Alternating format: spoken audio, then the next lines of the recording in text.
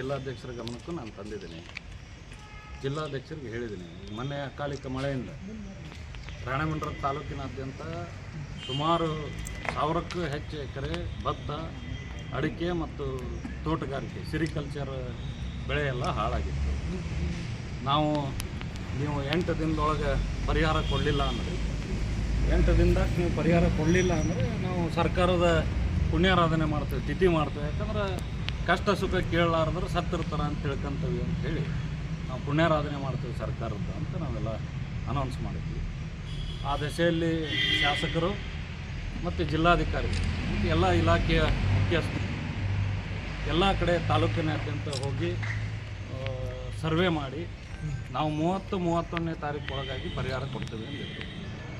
ಆ ಪರಿಹಾರ ಪಡೆಯುವ ದೆಸೆಯಲ್ಲಿ ಈಗ ತಲೆ 7ನೇ ತಾರೀಕು ತಾಲೂಕಿನಾದ್ಯಂತ ಒಬ್ಬ ರೈತರಿಗೂ ₹1 ಹಣ ಇವತ್ತಿಗೆ ಸಂದಾಯ ಆಗಿಲ್ಲ. ಅದು ಆಗಿಲ್ಲ ಅನ್ನೋ ಕಾರಣಕ್ಕೆ ಮತ್ತು ಮುಂದೆ ಸರ್ಕಾರಕ್ಕೆ ಎಚ್ಚರಗೊಳಿಸ್ಬೇಕಲ್ಲ.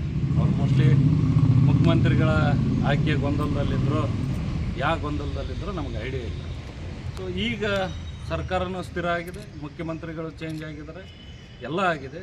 ರೈತ ಸಂಕಷ್ಟದಲ್ಲಿದೆ. ಮೊನ್ನೆ ಆ ಭಾಗದಲ್ಲಿ ಏನು ಅಕಾಲಿಕ ಮಳೆ ಆಗಿತ್ತು, ಆ ಭಾಗದಲ್ಲಿ ನೀವು ರೈತರ ಭತ್ತ ಇಳುವರಿ ಎಷ್ಟು ಬಂದವು ಅಂತ ಕೇಳ್ರಿ. 10, 2, 8 ಈ ಥರ ಇಷ್ಟು ಚೀಲ ಭತ್ತ ಬಂದ್ರೆ ರೈತರು ಬದುಕೋದು ಹೆಂಗೆ? ರೈತರ ಜೀವನ ಹೆಂಗೆ? ನೀವು 30ನೇ ತಾರೀಕು ಒಳಗಾಗಿ ಜಿಲ್ಲಾಧಿಕಾರಿಗಳೇ ಖುದ್ದು ಪರಿಹಾರ ಕೊಡ್ತೇವೆ ಅಂತ ಹೇಳಿದ್ರು.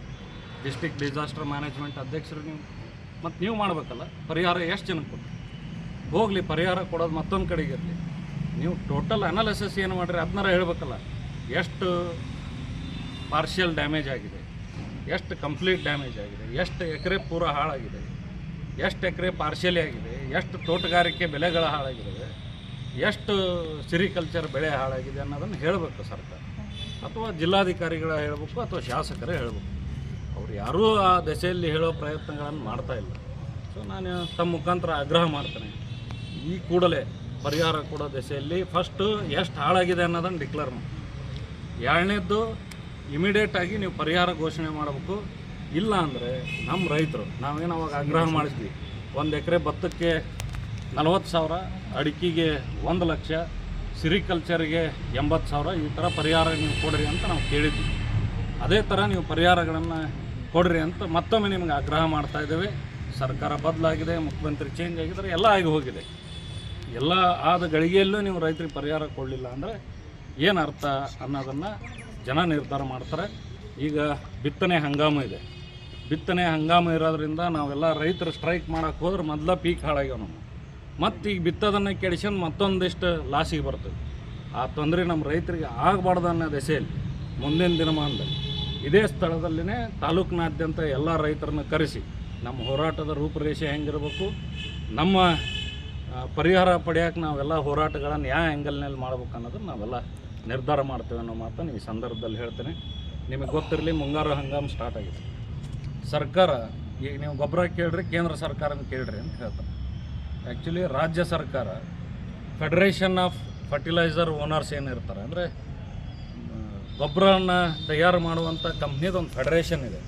ಆ ಫೆಡರೇಷನಿಗೆ ನಮ್ಗೆ ಈ ಸಲ ಎಷ್ಟು ಗೊಬ್ಬರ ಬೇಕು, ಎಷ್ಟು ಯೂರಿಯಾ ಬೇಕು, ಎಷ್ಟು DAP ಬೇಕು, ಎಷ್ಟು 10-20 ಬೇಕು ಅಂಥೇಳಿ ರಾಜ್ಯ ಸರ್ಕಾರ ಮುಂಗಂಡ ಹಣ ಕಟ್ಟಿ ಬುಕ್ ಮಾಡಬೇಕು. ಈಗ 3 ವರ್ಷ ರಾಜ್ಯ ಸರ್ಕಾರ ನಿದ್ದೆ ಮಾಡಿದೆ. ಒಟ್ಟೆ ಫೆಡರೇಷನಿಗೆ ದುಡ್ಡನ್ನು ಕಟ್ಟಿಲ್ಲ, ರೈತರಿಗೆ ನಮಗೆ ಎಷ್ಟು ಗೊಬ್ಬರ ಬೇಕಂತನೇ ಇಲ್ಲ. ಸೊ ಅಟ್ಲೀಸ್ಟ್ ಈ ವರ್ಷರ ನೀವು ಎಷ್ಟು ರೊಕ್ಕ ಕಟ್ಟಿರಿ, ಎಷ್ಟು ಇಂಡೆಂಟ್ ಹಾಕಿರಿ, ಎಷ್ಟು ಪರಿಹಾರಗಳನ್ನು ಕೇಳಿರಿ, ಅವನ್ನೆಲ್ಲ ನೀವೆಲ್ಲ ರೈತರಿಗೆ ಮತ್ತು ನಮ್ಮ ಜನಕ್ಕೆ ಮನವರಿಕೆ ಮಾಡಿಕೊಡುವಂಥ ಕೆಲಸ ನೀವೆಲ್ಲ ಮಾಡಬೇಕು ಅಂಥೇಳಿ ನಾನು ಕೃಷಿ ಇಲಾಖೆಗೆ, ತಹಸೀಲ್ದಾರ್ಗೆ ಮತ್ತು ಜಿಲ್ಲಾಧಿಕಾರಿಗಳಿಗೆ ನಾನು ತಮ್ಮ ಮುಖಾಂತರ ಆಗ್ರಹ ಮಾಡ್ತೀನಿ. ಸರ್ ಈಗ ನಿಮ್ಮ BJP ಕಚೇರಿ ಬೀಗ ಹಾಕಿ ನೀವು ಸುದ್ದಿಗೋಷ್ಠಿ ಮಾಡೋದೇನು? ಈಗ ಕುಮಾರ್ ಪಾಟೀಲ್ ಅವ್ರನ್ನ ಹೊರಗಿಟ್ಟು ಇದನ್ನ ಮಾಡ್ಬೇಕನ್ನೋ ಉದ್ದೇಶ ನಿಮ್ಮ ಪಾರ್ಟಿ ಹಿರಿಯರೆಲ್ಲ ಇದೆ ಏನು ಅಂತ? ಇಲ್ಲ, ಏನಾಗಿದೆ, ನಾವು ರೈತರ ಪರ ದನಿ ಎತ್ತೀವಿ. ರೈತರ ಪರ ದನಿ ಎತ್ತೋ ನಿಟ್ಟಿನಲ್ಲಿ, ರೈತರ ಹೋರಾಟ, ಅವ್ರ ಪರ ಹೋರಾಟ ಮಾಡೋ ನಿಟ್ಟಿನಲ್ಲಿ ಈ ಥರದ ಅಡೆತಡೆಗಳು ಇರವೆ. ಕೆಲವೊಂದಿಷ್ಟು ಮಂದಿಗೆ ರೈತರ ಪರ ಹೋರಾಟ ಮಾಡ್ಬೇಕಂತ ಇರ್ತೈತಿ, ಕೆಲವೊಂದಿಷ್ಟು ಮಂದಿಗೆ ರೈತರ ಪರ ಹೋರಾಟ ಮಾಡಬಾರ್ದು ಅಂತ ಇರ್ತೈತಿ. ಹೀಗೆ ಹೋರಾಟ ಮಾಡಬೇಕು ಅನ್ನೋರು ಮಾಡಬೇಡ ಅನ್ನೋರ ನಡುವೆ ಇದು ವ್ಯತ್ಯಾಸಗಳು ಯಾವಾಗೂ ಇರ್ತದೆ. ಈಗ ನೀವು ಕಿಲಿ ಹಾಕಿದ ತಕ್ಷಣ ರೈತರ ಪರ ನಾವು ದನಿ ಅಂತ ನಿಲ್ಲಲ್ಲ. ನಾವು ಮಾತು ಕೊಟ್ಟಿದ್ದೀವಿ 2023ರಲ್ಲಿ ಜನರ ಹತ್ರ ನಾವು ಹೋದಾಗ ನಿಮ್ಮ ಪರ ಧ್ವನಿಯಾಗಿ ಈ ಸಂತೋಷ್ ಪಾಟೀಲ್ ಯಾವತ್ತೂ ನಿಲ್ತಾನೆ ಅಂತ ಹೇಳಿ ಸರ್ ಖಂಡಿತ ಸರ್ ಒಪ್ಪುವಂಥವಿಲ್ಲ ಅಂತರಂಗಿಲ್ಲ. ಆ ದಶೆಯಲ್ಲಿ ನಿಲ್ಲುವಂಥ ಪ್ರಯತ್ನ ಮಾಡ್ತೀವಿ. ಇಡೀ ತಾಲೂಕಿನಾಗೆ ಯಾರ್ಯಾರು ರೈತ ವಿರೋಧಿ ಅದಿರಿ ನೀವೆಲ್ಲರೂ ಸೇರಿ ನನ್ನ ದನಿ ಹತ್ತಿಕ್ಕೆ ಪ್ರಯತ್ನ ಮಾಡಿದ್ರು ಸಂತೋಷ್ ಪಾಟೀಲ್ ರೈತರ ಪರ ಮಾತಾಡ್ತಾನೆ, ರೈತರಿಗೆ ಪರಿಹಾರ ಕೊಡಿಸೋ ದಶೆಯಲ್ಲಿ ಹೋರಾಟಗಳನ್ನು ಮಾಡ್ತಾನೆ. ಅವರು ಅದನ್ನ ಕಿಲಿ ಹಾಕ್ಯಂದು ಹೋದ್ರೆ ಕಿಲಿ ಇಟ್ಕೊಂಡ್ರ ನಿರ್ಧಾರ ಮಾಡಬೇಕು. ಸಂತೋಷ್ ಪಾಟೀಲ್ ವೈಯಕ್ತಿಕವಾಗಿ ತನ್ನ ಅಪೇಕ್ಷೆಗೆ, ತನ್ನ ಅಭಿಪ್ರಾಯಕ್ಕೆ, ತನ್ನ ಸಲುವಾಗಿ ಈ ಪ್ರೆಸ್ ಮೀಟನ್ನು ಕರೆದಿಲ್ಲ. ಸಂತೋಷ್ ಪಾಟೀಲ್ ಈ ಪ್ರೆಸ್ ಮೀಟ್ ಕರೆದಿರೋದು ರೈತರ ಸಲುವಾಗಿ. ರಾಣೆಬೆನ್ನೂರು ತಾಲೂಕಿನ ರೈತ ಧ್ವನಿಯಾಗಿ ನಾವು ಭಾರತೀಯ ಜನತಾ ಪಾರ್ಟಿಯವರು ವಿರೋಧ ಪಕ್ಷದಲ್ಲಿದ್ದು ಜನರಿಗೆ ನೋವಾದಾಗ ನಾವು ಸ್ಪಂದನೆ ಮಾಡಲಿಲ್ಲ ಅಂದರೆ ಅರ್ಥ ಇಲ್ಲ. ಜನರಿಗೆ ಸ್ಪಂದನೆ ಮಾಡುವಂಥ ಕೆಲಸ ನಮ್ಮ ಮುಖಂಡರು, ನಾವು ಭಾರತೀಯ ಜನತಾ ಪಾರ್ಟಿ ಮುಖಂಡರು ಸೇರಿ ಮಾಡ್ತಾ ಇದ್ದೀವಿ.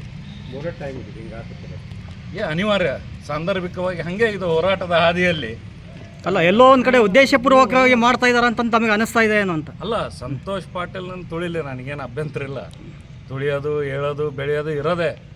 ನನ್ನ ಆಸೆಗೆ, ನನ್ನ ದನಿಯನ್ನು ಹತ್ತಿಕ್ಕ ಹಂಬಲಕ್ಕೆ ಈ ತಾಲೂಕಿಗೆ ಅನ್ಯಾಯ ಮಾಡಬೇಡ್ರಿ, ರೈತರಿಗೆ ಅನ್ಯಾಯ ಮಾಡಬೇಡ್ರಿ, ರೈತರ ದನಿಯನ್ನು ತುಳಿಬಾಡ್ರಿ ಅಂತ ನಾನು ಮನವಿ ಮಾಡ್ತೇನೆ ಅವ್ರಿಗೆ ಅಷ್ಟೇ. ಕಳೆದ ಪ್ರೆಸ್ ಮೀಟ್ನ ಹೇಳಿದ್ರು ಸರ್, ಕಟ್ಟಕಡೆ ವ್ಯಕ್ತಿಗೂ ಪಾರ್ಟಿ ಆಫೀಸಲ್ಲಿ ಹಾಕಿದ್ದಾನೆ. ಇವತ್ತು ಮುಖ್ಯವಾಗಿರೋ ವ್ಯಕ್ತಿಗಳೇ ಬಂದು ಇಲ್ಲಿ ಪಾರ್ಟಿ ಹೊರಗೆ ನಿಂತ್ಕೊಂಡು ಪತ್ರಿಕಾಗೋಷ್ಠಿ ನಡೆತಿರೋದು ಬಿಜೆಪಿಗೆ ಎಲ್ಲ ಒಂದು ಕಡೆ ಕಪ್ಪು ಚುಕ್ಕಾಗಿ ಪರಿಣಮಿಸುತ್ತಾ ಅಂತ.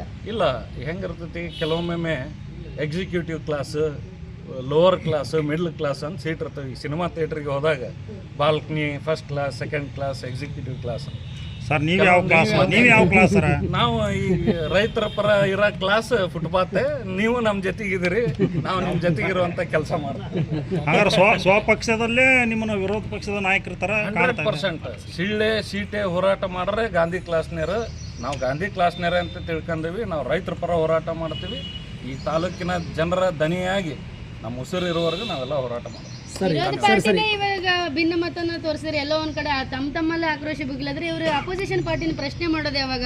ಆಡಳಿತ ವೈಖರಿನ ಕಾರ್ಯರೂಪಕ್ಕೆ ತರೋದರಲ್ಲಿ ತಪ್ಪುಗಳನ್ನು ಹುಡ್ಕೋದು ಹೆಂಗೆ ಅಂತ. ಇಲ್ಲ, ಇದು ಭಿನ್ನಮತ ಅಂತಿಲ್ಲ. ಇದು ಭಿನ್ನಮತದ ಪ್ರಶ್ನೆ ಅಲ್ಲ, ಇದು ವ್ಯತ್ಯಾಸದ ಪ್ರಶ್ನೆ, ಆದ್ಯತೆಯ ಪ್ರಶ್ನೆ. ನಮಗೆ ರೈತರದ ಆದ್ಯತೆ ಮುಖ್ಯ ಇದೆ. ಕೆಲವೊಂದಿಷ್ಟು ಜನಕ್ಕೆ ಬೇರೆ ಬೇರೆ ಹೋರಾಟಗಳು ಮುಖ್ಯ ಇರ್ತವೆ. ಅವ್ರಿಗೆ ಯಾರು ಎದಕ್ಕೆ ಹೆಚ್ಚು ಆದ್ಯತೆಗಳನ್ನು ಕೊಡ್ತಾರೆ ಆ ದಶೆಯಲ್ಲಿ ಹೋರಾಟ ಮಾಡ್ತಾರೆ. ನಾವು ರೈತರಿಗೆ ಹೆಚ್ಚು ಆದ್ಯತೆಯನ್ನು ಕೊಟ್ಟಿವಿ, ರೈತರ ಪರ ನಿಲುವಿಗೆ ಹೆಚ್ಚು ಆದ್ಯತೆ ಕೊಟ್ಟು ಅವ್ರ ಪರ ದನಿಯನ್ನು ಎತ್ತಿ. ಸರ್, ವರಿಷ್ಠರ ಗಮನಕ್ಕೆ ಏನಾರು ತರಲಿಕ್ಕೆ ಪ್ರಯತ್ನ ಮಾಡ್ತೀರಾ? ಬಿ ಜೆ ಪಿಯಲ್ಲೇ ಒಮ್ಮತ ಇಲ್ಲ, ನಮ್ಮ ಪತ್ರಿಕಾಗೋಷ್ಠಿಗೂ ಕೂಡ ನಮ್ಮ ಆಫೀಸನ್ನು ಕೀಲಿ ಹಾಕೊಂಡು ಅಡ್ಡಾಡ್ತಾರೆ, ಇದ್ರ ಬಗ್ಗೆ ಏನಾರು ವರಿಷ್ಠರ ಗಮನಕ್ಕೆ ತರಲಿಕ್ಕೆ? ಸರ್, ನಿನ್ನೆ ಜಿಲ್ಲಾಧ್ಯಕ್ಷರ ಗಮನಕ್ಕೆ ತಂದಿದ್ದೀವಿ.